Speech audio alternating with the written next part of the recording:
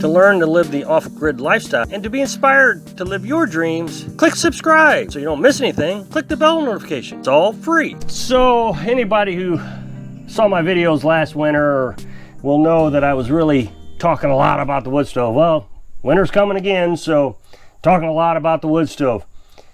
As you know, yesterday I told you that I broke the window in the stove. I'm so upset with myself. But what I failed to tell you was I went ahead and bought a backup window also. This is just something we can't live without. I do not have another backup stove, or I mean I could heat with propane, but I don't want to. I have all this firewood and I want to use it. So I decided to go ahead and buy another window just in case it breaks in the middle of winter. It really did not take a lot to break it. I was really surprised how it just snapped. It's really expensive, $211 per window. But I thought it was important to have. I have a lot of backups to everything. Our water heater, we have a backup. It's just something we can't live without. Berkey water filters, I have a backup. Water pump for the well and the IBC tank, we have backups. So it's just very important to have backup. As I mentioned, I talk about the wood stove quite a bit during the winter because it's an important part of off-grid living. If this is your only source of heat, you got to really know how to operate it. And the thing is these new wood stoves are very... It's not like your grandma and grandpa's wood stove. All year long last year, I was arguing with people, oh no, you just throw the wood in, it's fine, and you'll be okay, and my grandparents did it this way, and things have changed. There are federal laws now that regulate these things, and if you don't do it the way they're designed, you'll tear them up. Alaska, I think it's in Fairbanks, has a drying center where you can take your firewood and you put it in this building, and they'll dry it for, I guess, 2 or 3 weeks. And nobody's using it. And so you see these smokestacks, smoke coming out of it. EPA is actually considering banning burning firewood in Alaska because they won't use this thing, I guess, the EPA bought. I mean, I don't know all the specifics, but it's just, that's how crazy this thing is. They don't want you burning firewood. I think it's Ireland, don't quote me, Ireland or Scotland or someplace, they're pretty much done with it. They are trying to prove that it's unhealthy, that when you open the door, you're polluting your lungs and it's pollution and you're going to die. And it's just, I mean, how many things do we breathe every day? They really made these things complicated. The first thing they did, if you buy a cheaper model, you'll see this 3 bars here. And these are called reburners. These reburners heat up. And so what happens is it takes the smoke inside the stove and burns it again. And so most of your heat is coming from the smoke. They don't want any smoke going out the chimney.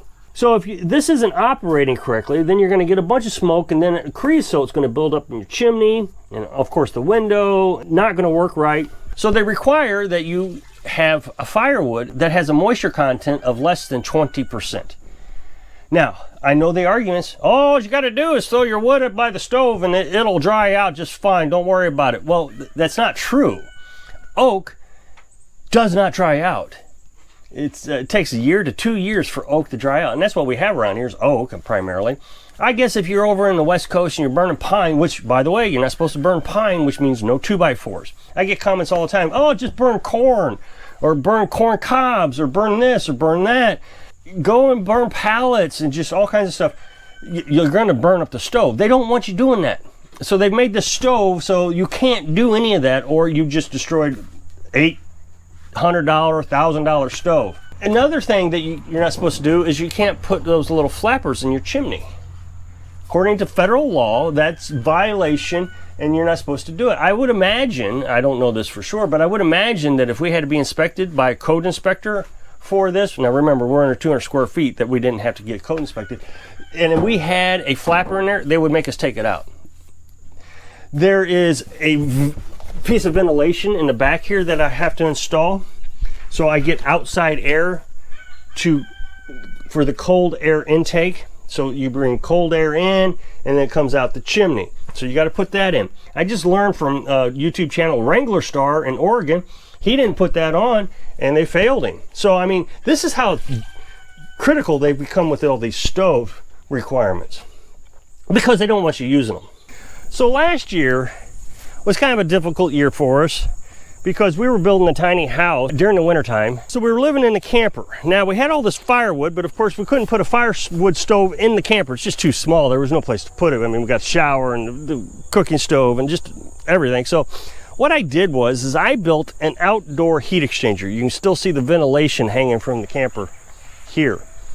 And so right outside here, I put an old Franklin wood stove, 1960s Franklin wood stove. Those who were here last year will remember, but I know we have a lot of new subscribers now.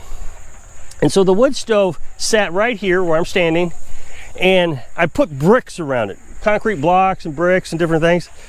And so all that brick would collect that heat, and then they would transfer automatically, because heat rises, into the camper. Did a fantastic job. I mean, absolute fantastic job. Kept us nice and toasty half the winter. And it was kind of cold last year. This time last year is when I think we started. This is September 28th. I think we already had it going last. The problem with it is it was terribly inefficient because the front was open. So a lot of the heat was coming out. So when it would snow, there was a big bare spot of snow right in front of the stove. So what I thought would only take, half a cord of firewood to heat, I ended up using like 4 cords of firewood in half a year trying to heat that little camper. I don't know if it was a mistake. I don't want to say it was a mistake. It is what it is. I'm okay with what happened, but it used a lot of firewood. So when we moved into the tiny house in January, I was pretty much out of dry firewood. Everything I had was like 28%. We just moved on the property, so it was hard to even get dry firewood. And the dry firewood that I had, we used. So this year I'm looking forward to having so much dry firewood. Now, this has been sitting here since roughly August. Different sections down there at the end, that's been out there since August of last year. So it's over a year now that's been sitting there. That's probably pretty dry. This, on the other hand, right here, has been sitting here since early spring, late winter, early spring. Got it from a guy probably 30 miles from here, and it was pretty dry already. I don't know how he did it, but he got it pretty dry. It was like 28%, so it was as dry as this stuff had been sitting here for several months. The wind is always coming from the north or the south, so the north is that way. So the wind always blows into this, and it's already down to 20%. I think I got enough firewood easily to cover us this year, even if I have to use this stuff here. This stuff, like I said, got last August. I just saw a snake in there. Don't ever pick up firewood by your hands in the summertime. So you can see the color variations. This is all sun stained. So very dry firewood here. This one, lots of discoloration. Whereas if come over here, I wish I could do a side-by-side comparison. See how bright colored that is, almost like a tan color, but that over there was a gray color. So this has just been cut, very wet. So when you're looking for dry firewood, first thing you want to look for is that discoloration. The other thing you can look for is, does the bark fall off easy? We'll see. See how that just peeled right off? So that tells me that's a good indication that this is dry firewood. Over here, on the other hand, you wouldn't be able to pry that off. It's not coming off. See, it's still pretty solidly stuck right there. You can see there's no separation. So that's the first way to test it, to see if it's dry firewood. Now, another test you can do is you clank the 2 boards together, and if you get a hollow sound, like 2x4s, I'm sure all of you clink 2x4s together, you'll hear that hollow sound. That's another indication that it's dry firewood. Now, another thing to remember is different wood types dry at different rates. They're just different densities. So like oak is very dense, just means it's a lot of wood just packed in there really tight. Hickory is actually more dense. Whereas you get sycamore, and you can see that it's very loose fitting wood, I guess is the best way to put it. And so that sycamore is going to dry a lot faster than oak and hickory. On the other hand, oak and hickory have higher BTU ratings than sycamore because there's more air in there, less wood, in the same size piece of wood. Now, the way to test it is properly is you get yourself a moisture tester.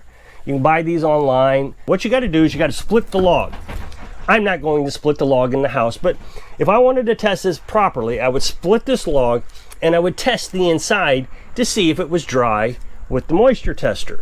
The reason you want to split it is because the outside is going to dry very easily, but it's the inside that's not drying very fast. You simply turn it on, and you got two probes up here at the top. They're very sharp, and you just test it.